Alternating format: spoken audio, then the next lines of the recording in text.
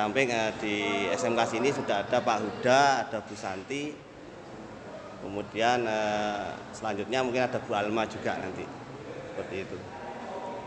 Kemudian tujuan daripada atau tugas guru penggerak itu sendiri, yang pertama adalah menggerakkan komunitas belajar. Nah, jadi termasuk yang saya lakukan ini adalah bentuk implementasi dari menggerakkan komunitas belajar. Meskipun ini dalam lingkup kecil, lingkup yang skala kecil seperti itu. Kemudian yang kedua, menjadi pengajar praktek bagi rekan guru. Nah, ini yang bagi saya mungkin tidak mudah ya, karena di hadapan saya sekarang sudah ada guru atau yang dikatakan senior seperti Pak Bambang, Pak Dedi, Pak Teguh, Pak Taufik. Nah, ini bagi saya kalau suruh mengajar ya pengalaman saya jauh lebih kurang dibandingkan Pak Bambang atau Pak Dedi ya, seperti itu. Tapi arahnya juga ke sana. Ya. Kemudian mendorong peningkatan kepemimpinan murid di sekolah. Jadi mungkin ini secara pribadi saya sebagai guru mungkin diharapkan bisa memimpin minimal dalam lingkup kelas, ya, memimpin di lingkup kelas.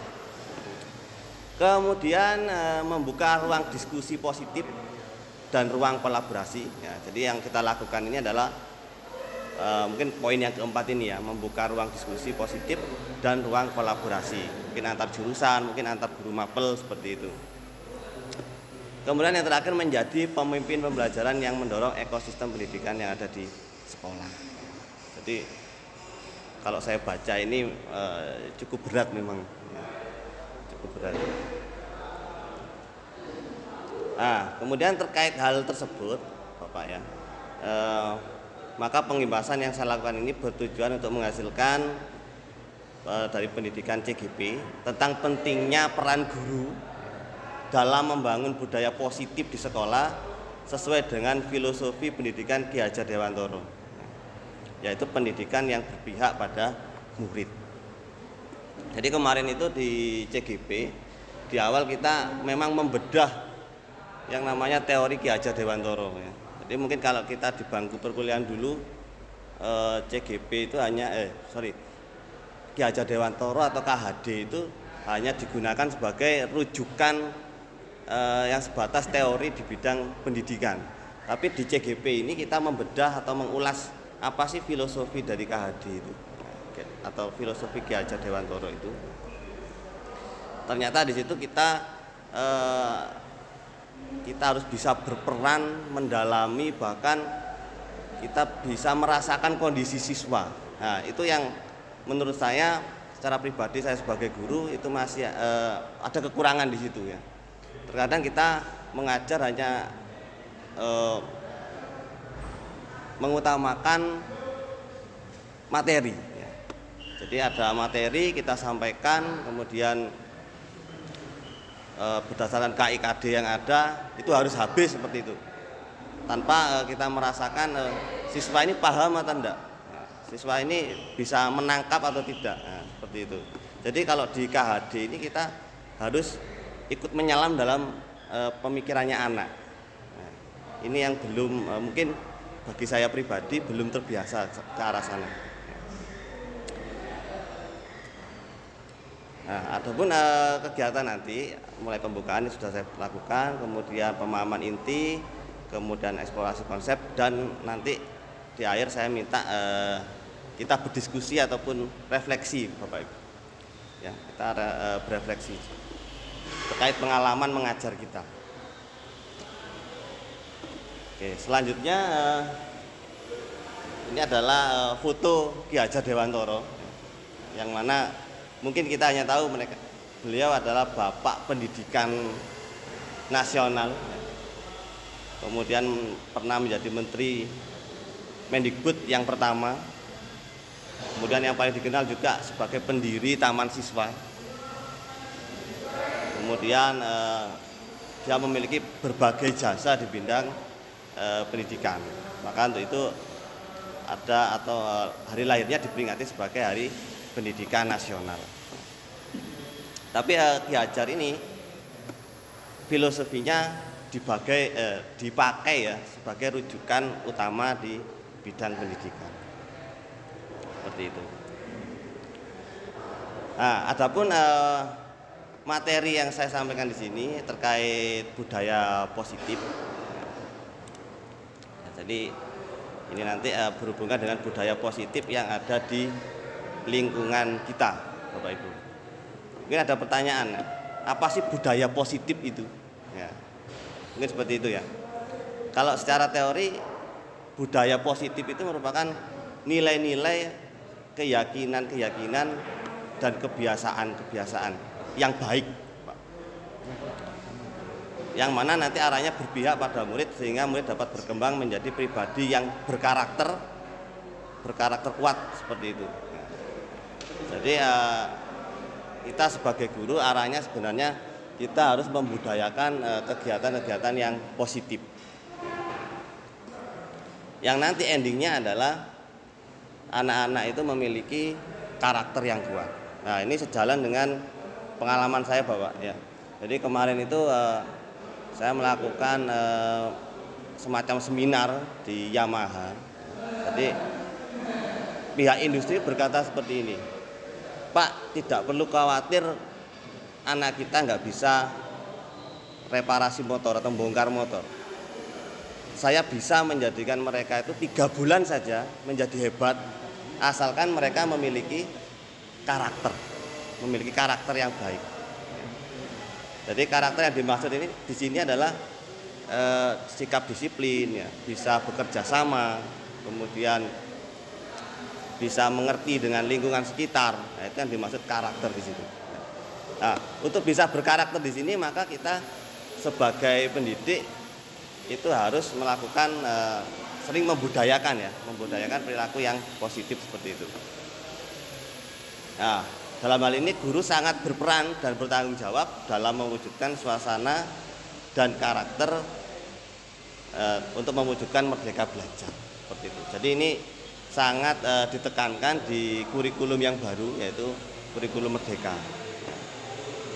Dan itu kalau bagi saya pribadi, kalau kita sudah berada di zona nyaman seperti itu, kita cukup susah ya untuk atau memperhatikan yang namanya budaya positif seperti ini.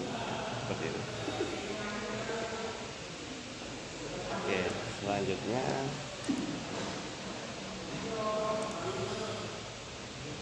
Oke. Untuk budaya positif ya, Bapak-bapak ya. Budaya positif terkait erat dengan bentuk disiplin yang dijalankan sekolah. Ya. Nah, di sini mari mengingat kembali cara kita mendisiplinkan murid di sekolah. Ini saya mau tanya kepada mungkin salah satu atau salah dua. Kira-kira pernah nggak mendisiplinkan siswa itu? Ya. Dalam bentuk apa coba? Mungkin saya mau sharing dengan bapak-bapak yang ada di sini. Ketika mengajar di kelas, bentuk mendisiplinkan siswa itu seperti apa? Mungkin Pak Taufik, monggo Pak.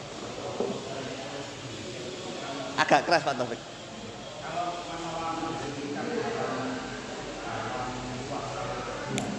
Ya.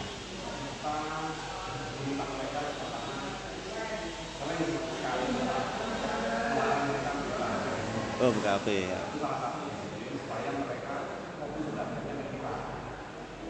Ya.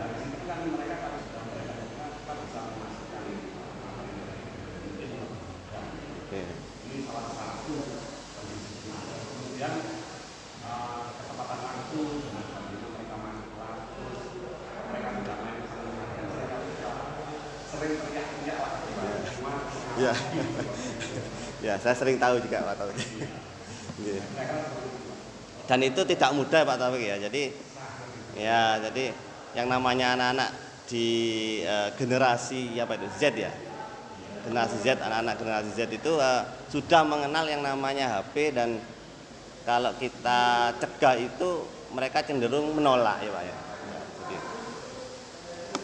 kemudian untuk Pak Bambang mungkin pengalamannya untuk mendisiplinkan siswa itu seperti apa? Terima kasih. Karena budaya positif yang ada di sekolah itu rasa-rasanya dengan disiplin ya Pak. Ya. Jadi itu yang pertama kita lihat seragam dulu Pak. Seragam harus sesuai dengan aturan sekolah. Misalnya baju harus dimasukkan menggunakan band dengan benar. Di samping itu juga tidak kalah pentingnya itu rambut, sepatu. Itu posisi masih kalian dari anak sebelum masuk ke kelas. Setelah masuk, sama tadi saya pendapat dengan sampaikan Pak Taufik, itu harus sesuai dengan jam masuk. Jadi anak diupayakan tidak datang terlambat. Di dalam kelas pun juga aktivitas mereka itu juga kita pantau. Jadi pada saat guru menerangkan tidak boleh megang HP, sehingga tujuan pembelajaran yang kita sampaikan bisa tercapai dengan baik. Saya kira ini dalam rangka untuk mendidik mahasiswa dan membentuk karakter. Mungkin itu dari saya Pak. Oke. Dan itu harus dilakukan kontinu gitu Pak. Ya betul. Mungkin satu lagi untuk yang guru muda Pak Rovan. Silakan. Oke, setelah pengetahuan saya dan pengalaman dalam hal mendisiplinkan siswa nih. Ya. Jadi di mana bumi dipijak, di situ langit dijunjung ya. Ya, aturan yang pertama memang disesuaikan dengan aturan. Kalau di sekolah, di tempat PKL ya aturan tempat PKL. Kalau di lingkup sekolah setuju dengan apa yang disampaikan Pak Bambang ya, diikuti dengan pembiasaan yang kontinu, diingatkan lisan terus. Pertama, yang kedua ditegur secara tertulis, terus kemudian dengan melibatkan orang tua. Oh ya. Jadi ini kasusnya Pak Bambang kemarin Pak ya. Ya. Jadi ada yang meloncat pagar kan melanggar aturan sekolah. Jadi dilibatkan orang tua untuk dipanggil. Jika lisan itu sudah diabaikan kembali seperti itu. Ya. Terus kemudian kalau di kelas saya membiasakan ini ada kontrak kecil lagi selama di kelas. Jadi dari aturan sekolah yang cukup luas, misal kalau ada terlambat di kelas gitu ya, kita kasih kesepakatan kalau mau terlambat 2 menit push up 1 kali, kalau 5 menit dikalikan, nah gitu nanti tapi dilakukan secara kontinu biar terbiasa. Apa yang disepakati ya itu yang dijalani. Itu sepengalaman saya selama mendisiplinkan siswa. Dan itu juga tidak memaksa, saya enggak menghukum, tapi menyadarkan bahwa yang siswa lakukan itu sudah disepakati bersama. Oke, berarti ya membuat kesepakatan kelas yang mana siswa itu sama-sama tahu untuk konsekuensinya ya. Oke, terima kasih Pak Rovan ya. Oke, kita lanjutkan Bapak-bapak ya. Nah ini ya ada kelihatan Pak? Nggak blur ya? Iya, warnanya kurang pas ya. Ini mudah-mudahan bisa terbaca lah. Oke, ini ada gambaran Pak. Ada gambar tangan ya. Tangan yang mengepal. Kemudian kita ibaratkan ada teman kita yang mengepal ya. Ada benda yang dianggapnya itu berarti ya. Atau mahal berarti, atau bahkan jangan sampai lepas sehingga dia menggenggamnya jangan sampai jatuh seperti itu. Kemudian ada teman kita ya. Teman kita yang berusaha gimana caranya biar itu terbuka ya. Biar itu bisa terbuka dan kita bisa lihat apa sih jeruni, apa sih yang ada di dalamnya. Nah, kira-kira filosofi apa Pak yang bisa ditangkap dari itu dengan berkaitan budaya positif tadi atau kedisiplinan tadi? Pak Gali mungkin. Kalau ada kita ibaratkan kita menggenggam, kemudian di dalamnya ada benda ya, mungkin berlian gitu ya, berlian, jangan sampai lepas. Kemudian ada seseorang di luar kita yang mau membukanya atau mungkin mencurinya dengan berbagai cara. Nah, ini diibaratkan ada orang A dan orang B. Jadi orang B ini ingin berusaha menggapai tangan orang A ini. Ingin tahu di dalamnya apa sih, seperti itu. Nah, ini kalau kita kaitkan dengan kedisiplinan tadi, itu apa, Pak? Kira-kira. Ya. Kita posisi apa gitu? Ya. Kalau menurut saya, kalau dikaitkan dengan kedisiplinan, namanya disiplin itu Ya. kita tidak bisa berdiri sendiri, Ya. harus mau gak mau melibatkan lingkungan sekitar. Ya, secara tidak langsung apabila ada teman kita yang mengalami kesusahan dalam seluruh kegiatannya atau dalam sebagian kegiatannya, sebagai teman, sebagai perjuangan, kita juga harus saling tolong menolong. Ya, utamanya di bidang kedisiplinan tadi, melihat ada temannya yang akan goyah, sebisa mungkin kita harus mendirikannya. Kurang lebih seperti itu. Oke, terima kasih Pak Gale. Ya, jadi di sini ada Pak Gale ya. Jadi ada posisi kontrol ya, di mana dia mengkontrol bagaimana caranya biar tidak lepas seperti itu. Dan ada juga yang posisi dikontrol seperti itu. Oke, kita di sini disiplin ini terkait dengan kata kontrol, Pak, sebenarnya. Ya.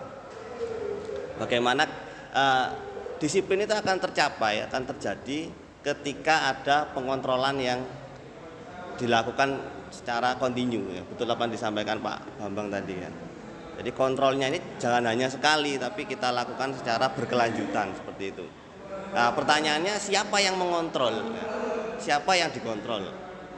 Nah, tentunya kita sebagai guru ya, tentunya yang mengontrol adalah kita.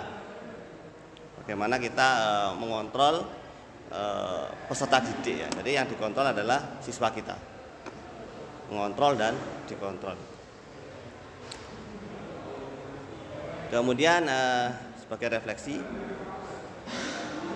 posisi kita sudah jelas ya sebagai yang mengontrol. Kalau ditanya kita dikontrol apa? Mengontrol. Ya. Akan tetapi terkadang untuk saya pribadi Pak ya, ada suatu momen kita itu juga dikontrol siswa. Ya. Contoh yang simpel saja. Misalkan KBM itu berakhir jam 4 misalkan.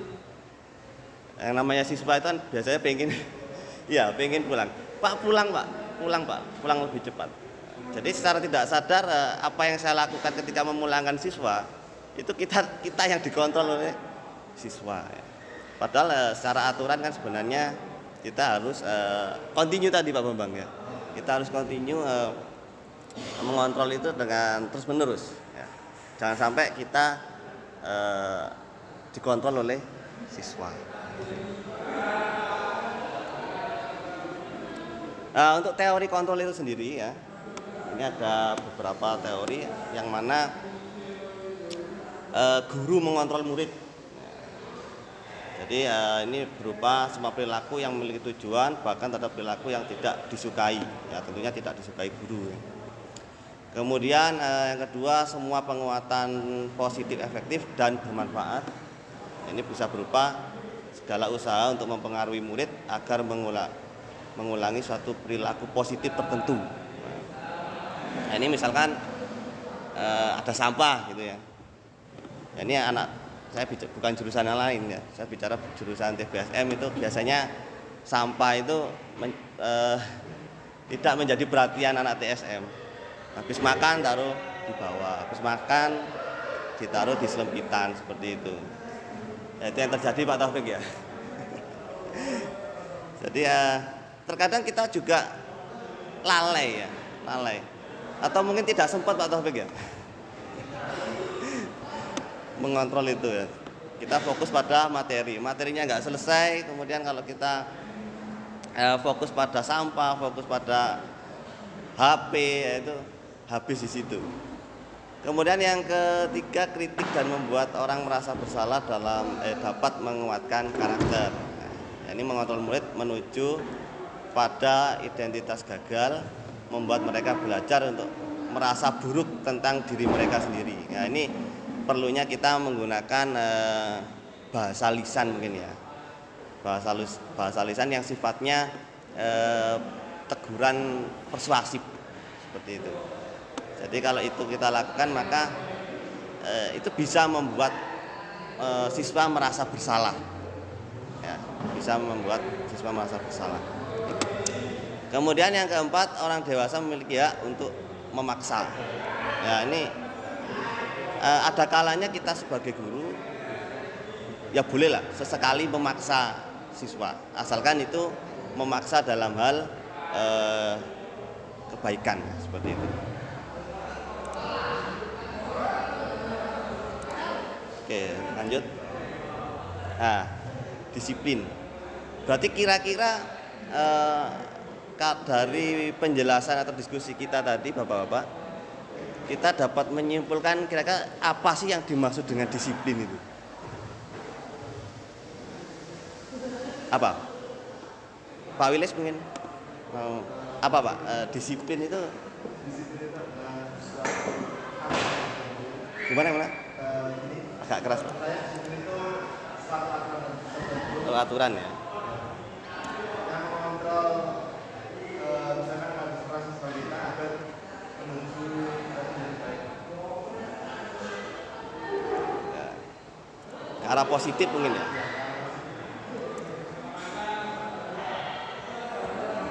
Oke. Pak Rizky mungkin ada pendapat lain terkait disiplin.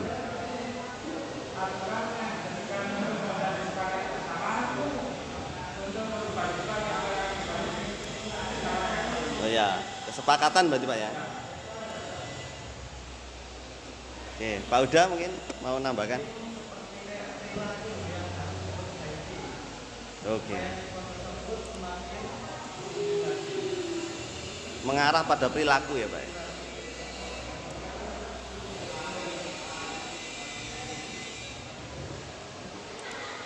Pak Dedi mungkin Sesuai dengan yang seharusnya. gimana? Sesuai dengan yang seharusnya. Sesuai dengan yang seharusnya. Diplomatis ya.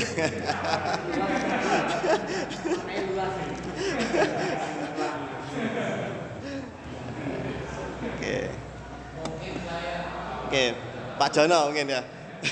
Ini Pak Jono yang sering enggak ya. Monggo Pak.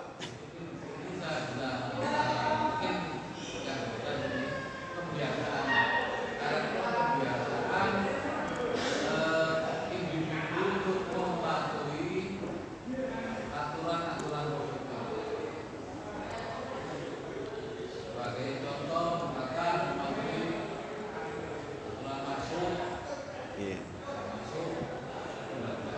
Ya.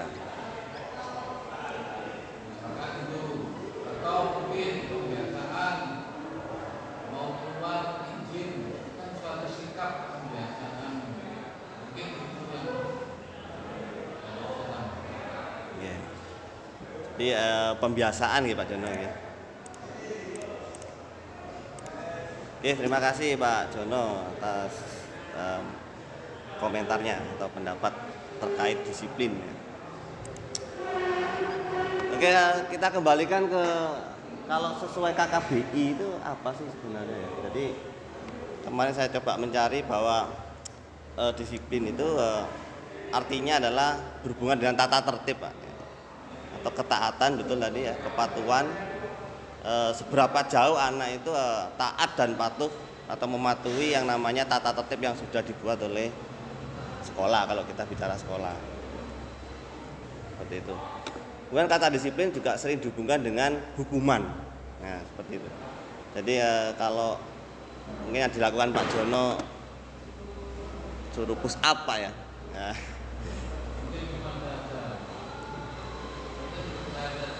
Oh ya. Oke, terlambat suruh push up, kemudian suruh praktek, mencoba berkali-kali nggak bisa suruh push up. Nah itu mungkin arahnya juga positif maksudnya Pak Jono ya. Jadi yang nantinya mendisiplinkan yang bersangkutan seperti itu.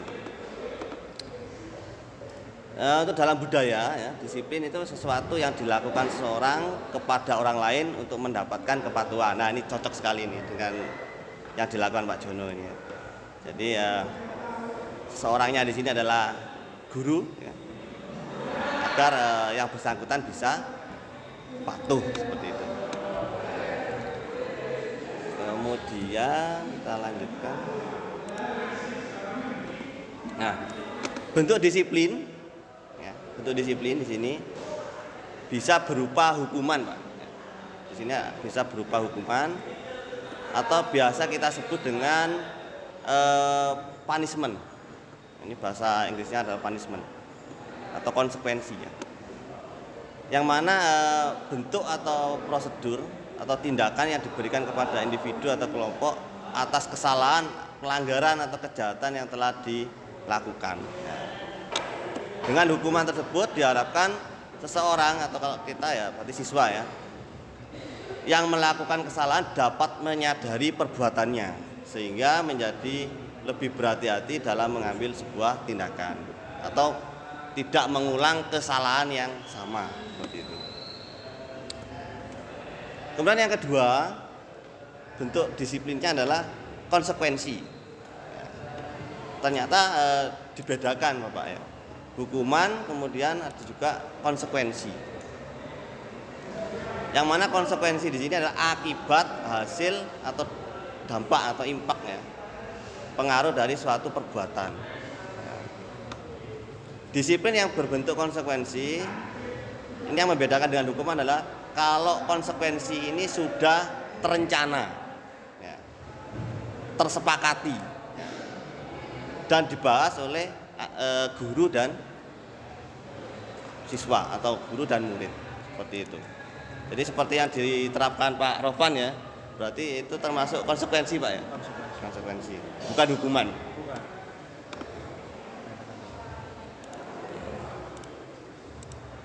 Oke, selanjutnya ini ada 3 kasus Bapak. Saya membuat 3 kasus. Kira-kira ini termasuk yang apa? Hukuman, konsekuensi, atau restitusi. Ya, nanti restitusi akan saya jelaskan di slide ini ya. Untuk yang pertama, siswa terlambat datang ke sekolah maka diganjar dengan menulis 100 kali. Saya tidak akan terlambat lagi. Ini termasuk apa? Mungkin Pak Teguh mungkin? Hukuman, konsekuensi, apa restitusi? Hukuman ya? Oke, siswa terlambat disuruh menulis berarti dia termasuk hukuman.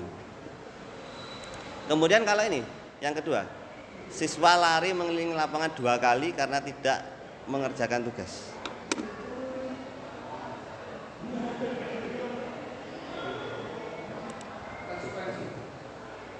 Konsekuensi.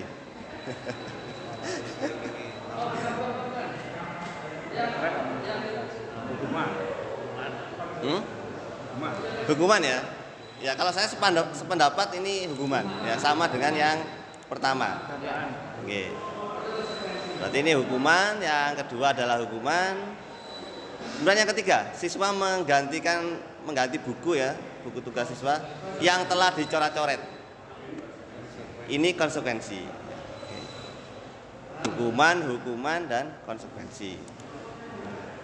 Ya, saya sependapat juga itu bahwa yang ketiga ini adalah konsekuensi. Ya. Nah, kemudian yang restitusi itu yang seperti apa ya kira-kira? Ya. Ternyata yang ketiga ada Bapak ya, ada bentuk disiplin yang namanya restitusi. Ya. Restitusi itu adalah proses menciptakan kondisi bagi murid untuk memperbaiki kesalahan mereka sehingga mereka bisa kembali pada kelompok mereka dengan harapan karakter menjadi lebih kuat ya. Karena biasanya yang namanya siswa itu kalau sudah melakukan kesalahan kemudian dia kembali ke kelompoknya dia merasa minder atau malu atau takut ya. Jadi terkadang kita sebagai guru perlu melakukan yang namanya restitusi ini. ketika anak melakukan sebuah kesalahan agar mereka menjadi lebih kuat, karakternya lebih kuat dan mungkin berani lagi kembali ke kelompoknya seperti itu. Nah, berbeda dengan hukuman dan konsekuensi. Jadi kalau yang restitusi ini kita harus melalui 3 tahapan, Pak. Yang pertama menstabilkan identitas, kemudian yang kedua yang ini menvalidasi tindakan yang salah, kemudian yang ketiga menanyakan keyakinan. Jadi ketika kita mau melakukan restitusi kepada siswa, maka tahapan-tahapan ini kita harus lalui dan itu harus berurutan, ya, mulai dari menstabilkan identitas, validasi tindakan, kemudian menanyakan keyakinan. Gitu, ya. Adapun bentuk kalimatnya mungkin bisa seperti ini, ya. Ke anak-anak bisa setiap orang itu pernah melakukan kesalahan. Kemudian kamu tentu punya alasan mengapa kok melanggar atau melakukan kesalahan itu. Kemudian diakhiri dengan nilai-nilai apa yang telah kita sepakati, atau mungkin kamu ingat enggak dengan kesepakatan yang sudah kita buat, nah, seperti itu. Jadi kalau saya lihat di sini kita menggunakan bahasa-bahasa yang sifatnya pendekatan persuasif tadi, Bapak. Ya. Jadi bukan dalam ranah membuat anak itu takut atau bahkan menjadi minder. Ya. Dan ini setahu saya jarang dilakukan oleh guru, ya.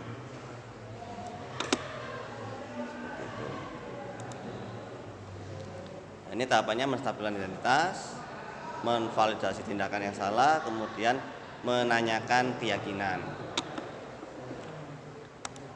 Kemudian untuk langkah-langkah segitiga restitusinya. Yang pertama menstabilkan identitas. Nah, ini enggak ada contoh-contoh, Bapak. Contoh-contoh ketika menstabilkan identitas, guru harus berkata seperti apa. Nah, ini ada banyak contohnya. Berbuat salah itu hal yang manusiawi. Kemudian tidak ada manusia yang sempurna, seperti itu.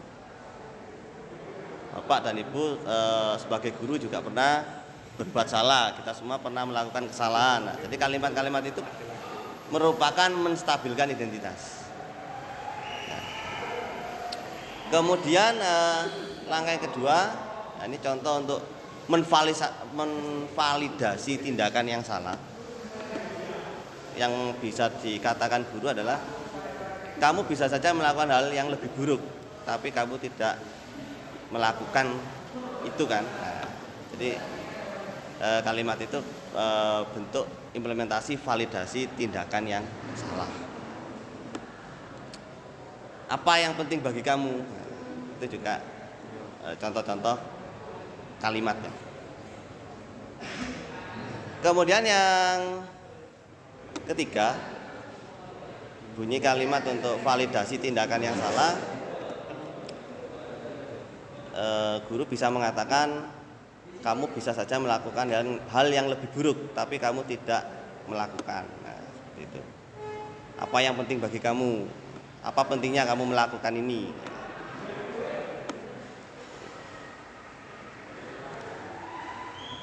Nah, ini Bapak, perbedaan antara hukuman, konsekuensi, dan restitusi, ya. Yang mana sebenarnya ini ada beberapa contoh. Nah, ada banyak sekali, ini tidak perlu saya bacakan satu persatu, tapi saya ingin menyampaikan bahwa bentuk disiplin itu tadi kan ada 3. Jadi di kurikulum yang baru ini kita tidak dianjurkan untuk memberikan hukuman sebenarnya.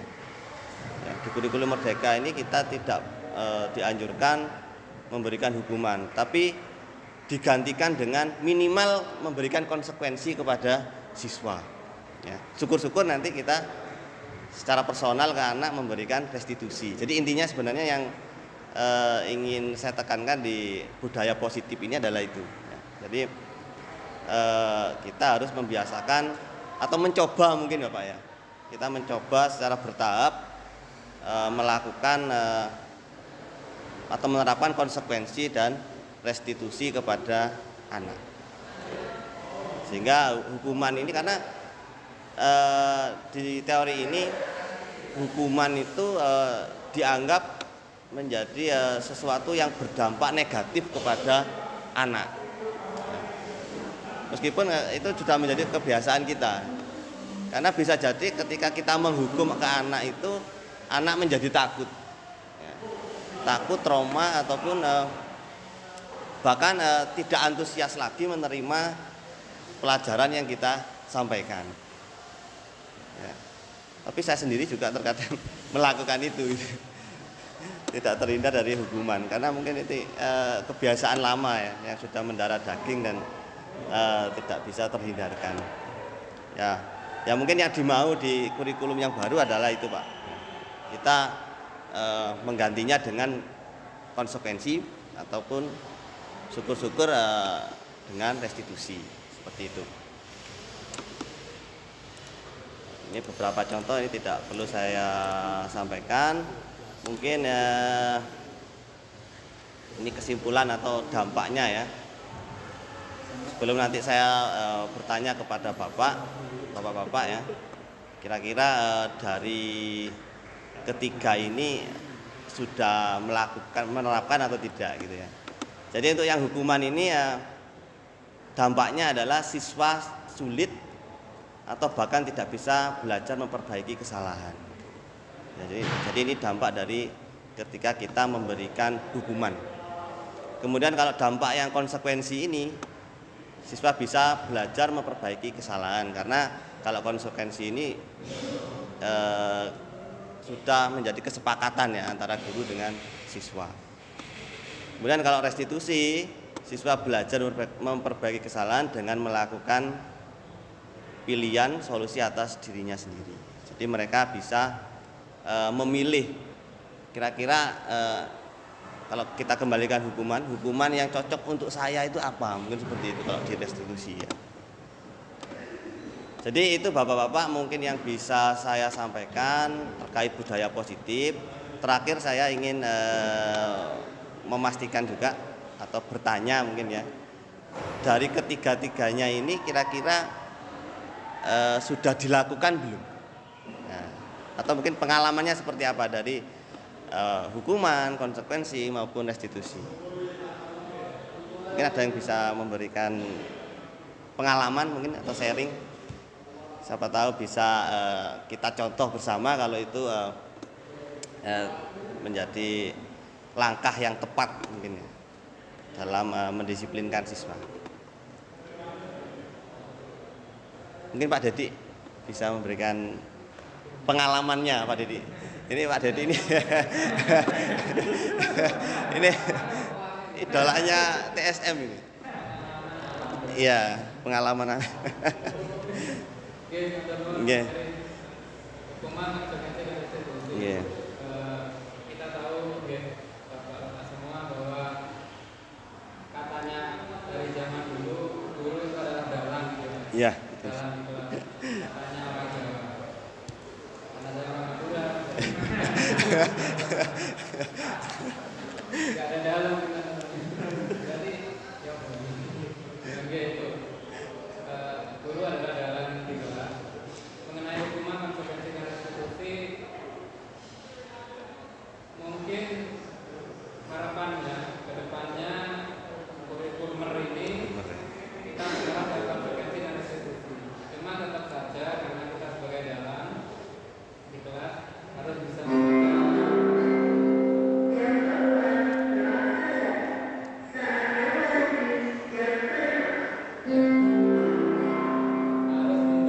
situasi, mengenali karakter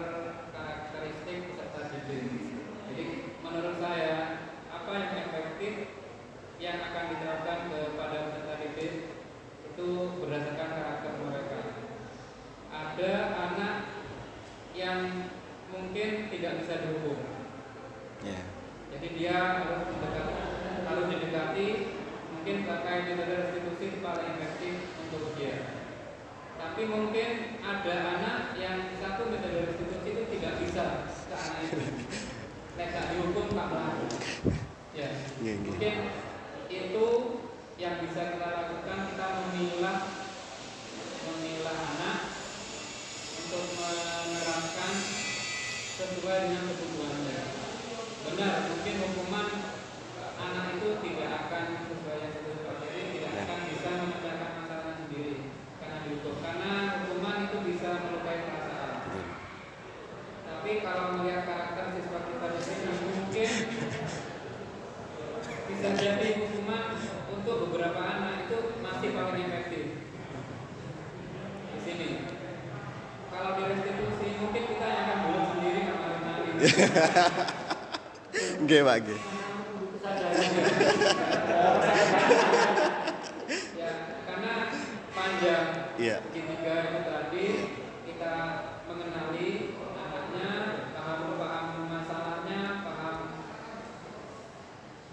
iso sebenarnya harusnya seperti ini, gitu kan? Iya. Nanti anak itu sadar baru kembali ke lingkungannya lagi.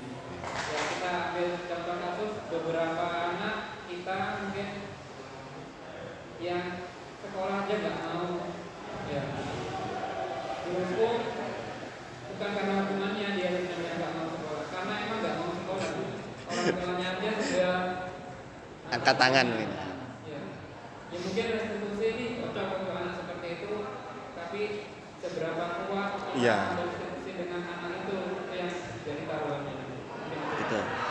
Berarti untuk Pak Dedi sudah melakukan ketiga-tiganya mungkin, Pak, ya? Sudah. Hukuman pernah, konsekuensi pernah, restitusi juga pernah, ya. Tapi mungkin yang paling sering hukuman paling pas itu. TSM, betul. Menyesuaikan karakter ya, Pak, ya. Jadi oke, itu yang TSM Pak Dedi. Yang TKR mungkin Pak Bambang, mungkin pengalamannya bisa di-sharing, Pak. Terima kasih Pak Dery. Saya cuma izin berbagi Nggih. sama Bapak semua. Jadi begini Pak Dery, Nggih. saya menangkap atau mungkin kalau saya simpulkan lebih simpel dengan ketiga bentuk tadi ya. Ya. Antara hukuman, kemudian konsekuensi sama restitusi itu ibarat tangga Pak Dery, tangga Oh, iya. berjenjang gitu ya. Sejan. Restitusi ini saya anggap yang di bawah. Kemudian naik tingkat atasnya itu adalah konsekuensi. Naik lagi yang terberat itu adalah hukuman. Mengapa saya simpulkan begitu? Karena dengan realita di lapangan yang ada, itu ibaratnya juga bisa saya buat tangga tadi berjenjang. Penerapan antara hukuman, kemudian konsekuensi sama restitusi itu erat kaitannya dengan tingkat pelanggaran siswa. Bayangin Pak, Ya, ya. tingkat pelanggaran. Ada yang tingkat pelanggaran rendah itu tahapan restitusi tadi. Menengah konsekuensi dan pelanggaran berat itu tingkat hukuman. Walaupun di kurikulum Merdeka ini yang saya tahu memang pembelajaran ini kan menyenangkan ya Pak. Ya. Kalau bisa dihindari adanya hukuman. Ya. Tapi dengan realita kenyataan yang ada, ternyata kalau saya pilahkan tadi dengan antara tingkat pelanggaran ringan, contoh mungkin seragam tidak sesuai. Nggih. Kemudian pelanggaran yang bersifat konsekuensi, misalkan tidak sesuai dengan jam masuk atau jam keluar. Tapi ada pelanggaran berat, misalnya ini meninggalkan jam pelajaran pada saat pelajaran berlangsung, meninggalkan guru maksudnya, sampai pada merokok umpamanya, sampai pada berkelahi umpamanya. Nah ini butuh hukuman. Jadi menurut hemat saya, memang kalau kita lihat ya seperti tangga tadi, antara menerapkan hukuman, konsekuensi dengan restitusi itu erat kaitannya dengan tingkat pelanggaran siswa, level kategorinya bagaimana. Sehingga ketiga-tiganya saya kira benar yang dilakukan Pak Dedi. Kalau restitusi itu kan butuh proses Pak. Proses, berproses. Tapi kalau hukuman sama konsekuensi saya kira bisa waktu itu. Ya. Entah itu bentuk fisik, kalau itu hukuman, kalau yang konsekuensi sepertinya bisa non fisik. Ya, setidaknya ketiga-tiganya pernah pengalaman saya lakukan semua, tapi ya itu tadi melihat tingkat kesalahan atau pelanggaran. Seberapa banyak pelanggarannya Itu gitu ya. level pelanggarannya. Terima kasih Mas Reni. Oke, terima kasih pengalamannya Pak Bambang ya. Jadi Pak Bambang sudah melakukan ketiga-tiganya ternyata. Dan itu berjenjang, berlevel ya Pak ya. Iya. Oke, terima kasih. Selanjutnya mungkin dari Guru Normada, Pak Sinten, Pak Wilis nama Pak Rizky, monggo. Untuk tiga-tiganya ini sudah diterapkan apa belum? Saya itu biasa sama tidak juga Ya. menerapkan kayak aturan Kesepakatan kelas ya.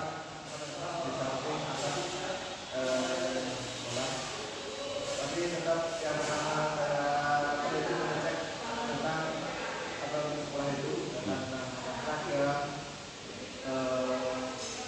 tentang kita masuk kelas, kalau itu sudah baru ke aturan kualitas kita. Contohnya saya memberikan seperti ini. Jika satu lambat di kecamatan saya, kalau di dari Damen itu yang mereka sendiri.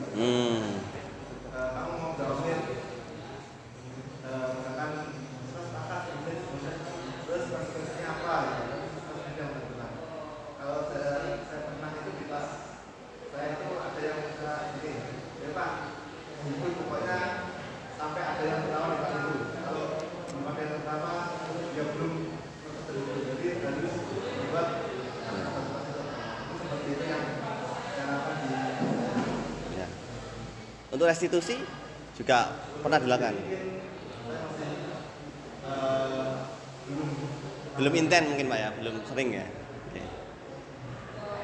Oke, terima kasih Pak Wilis untuk pengalamannya. Mungkin terakhir Pak Taufik sebagai monggo.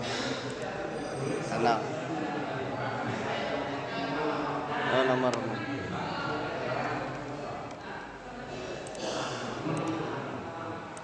ini. Oke.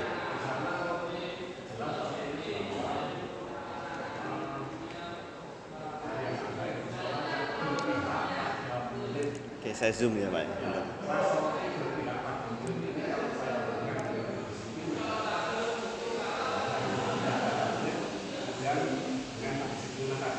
Oh yang ini ya ini.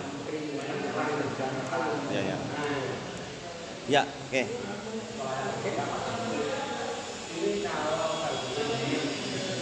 Ya.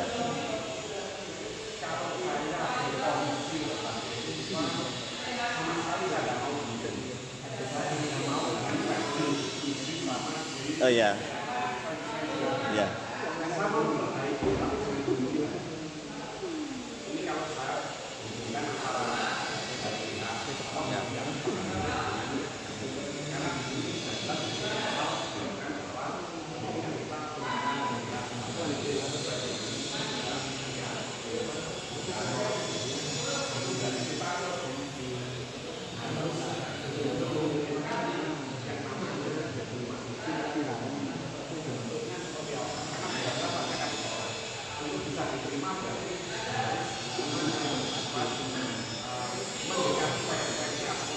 Oh ya.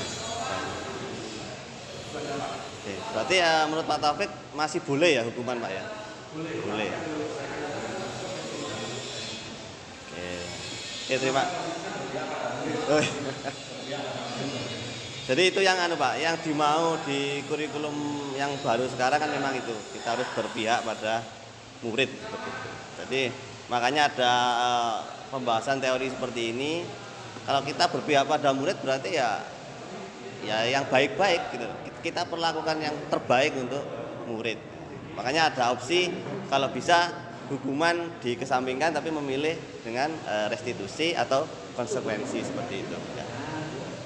Oke, karena waktunya sudah Bis Bapak-bapak ya. Jadi terima kasih atas kesempatannya sudah menghadiri diskusi pada siang hari ini, dan luar biasa bagi saya pengalaman dari Pak Bambang, Pak Galih, Pak Rovan, Pak Dedi, Pak Jono, Pak Rizky, Pak Wilis, dan Pak Taufik, dan Pak Teguh tadi ya, sudah membagikan pengalamannya, dan mudah-mudahan nanti kita bisa menerapkan ya, paling tidak cita-cita dari kurikulum yang baru ini adalah kita menerapkan konsekuensi dan restitusi seperti itu. Terima kasih, maaf mengganggu waktunya, dan bisa saya akhiri. Wassalamualaikum warahmatullahi wabarakatuh.